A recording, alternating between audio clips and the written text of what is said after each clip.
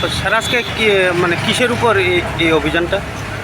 আজকে আমরা সদর মহকুমা প্রশাসন থেকে একটা টিম করে আমাদের সদরের মহকুমার আন্ডারে যে সমস্ত হোটেল রেস্টুরেন্ট আছে এগুলো যে খাদ্যের বিষয়গুলো দেখার জন্য পরিষ্কার পরিচ্ছন্নতা এগুলো আমরা চেক করি। পাশাপাশি বিভিন্ন বাজারের দোকান এখানে পলিথিন প্লাস্টিকের যেগুলো সিঙ্গেল ইউজ প্লাস্টিক যেগুলো এগুলো যে ইউজ করছে এগুলো দেখার জন্য চেক করার জন্য প্লাস যারা প্যাকেট খাদ্য বিক্রি করছে সেগুলো expiry date, বিভিন্ন জুস আইটেম এগুলো expiry date, এগুলো আমরা দেখি।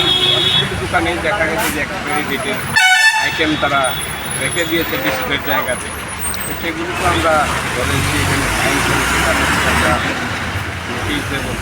পাশাপাশি হোটেল রেস্টুরেন্ট এগুলো পরিষ্কার পরিচ্ছন্নতা খাদ্যের যে বিষয়গুলো আছে যারা গ্রাহক যারা আসেন ওনাদের